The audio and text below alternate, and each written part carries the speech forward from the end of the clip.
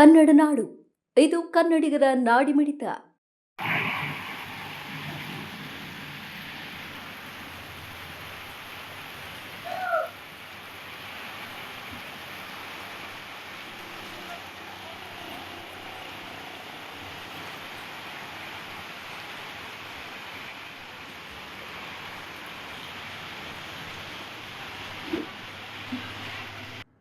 ಕರ್ನಾಟಕ ರಾಜ್ಯದ ಹವಾಮಾನ ಮುನ್ಸೂಚನೆ.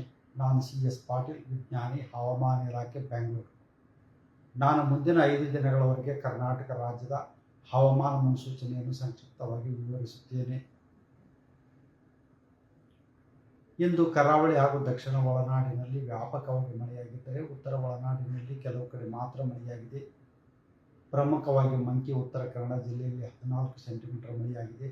ಭಾಗಮಂಡಲ ಕೊಡಗು ಜಿಲ್ಲೆಯಲ್ಲಿ 13 ಸೆಂಟಿಮೀಟರ್ ಹಾಗೂ ಆಗುಂಬೆ ಶಿವಮೊಗ್ಗ ಜಿಲ್ಲೆಯಲ್ಲಿ 12 ಸೆಂಟಿಮೀಟರ್ ಮಳೆಯಾಗಿದೆ. ಈಗಿರುವ ಹವಾಮಾನದ ಸಿನಾಪ್ಟಿಕ್ ಸ್ಥಿತಿ ಏನೆಂದರೆ, ಬಂಗಾಳ ಉಪಸಾಗರದ ವಾಯುವ್ಯ ಭಾಗದಲ್ಲಿ ಒರಿಸ್ಸಾದ ಕರಾವಳಿ ಎತ್ತರ ವಾಯುಭಾರಕ್ಕೂ ತೀವ್ರವಾಗಿ ಕುಸಿತವಾಗಿದೆ. ಇದರ ಜೊತೆಗೆ ಸರ್ಕ್ಯುಲೇಷನ್ ಕೂಡ 7.6 ಕಿಲೋಮೀಟರ್ ಎತ್ತರದವರೆಗೆ ಇದೆ.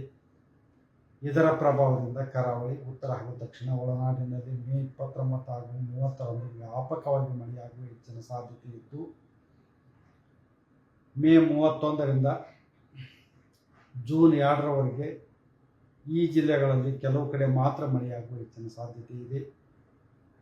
ಮೇ 31ರಿಂದ ಕರ್ನಾಟಕ ರಾಜ್ಯಾದ್ಯಂತ ಮಳೆಯ ವಿಂಗಡಣೆ ಹಾಗೂ ತೀವ್ರತೆ ಕಡಿಮೆಯಾಗುವ ಹೆಚ್ಚಿನ ಸಾಧ್ಯತೆ ಇದೆ.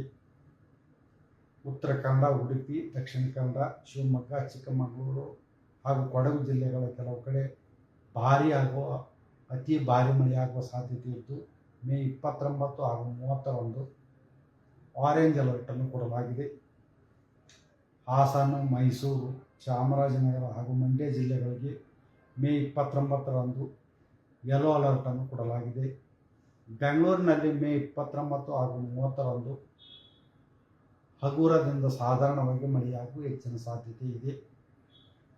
ನೀವಿನ್ನು ಕನ್ನಡ ನಾಡು ವಾಹಿನಿಯನ್ನು ಸಬ್ಸ್ಕ್ರೈಬ್ ಮಾಡಿಕೊಂಡಿಲ್ವಾ? ಈಗಲೇ ಸಬ್ಸ್ಕ್ರೈಬ್ ಮಾಡಿ, ಬೆಲ್ ಐಕಾನ್ ಅನ್ನು ಒತ್ತಿ ನೋಟಿಫಿಕೇಶನ್ಗಳನ್ನು ಪಡೆಯಿರಿ.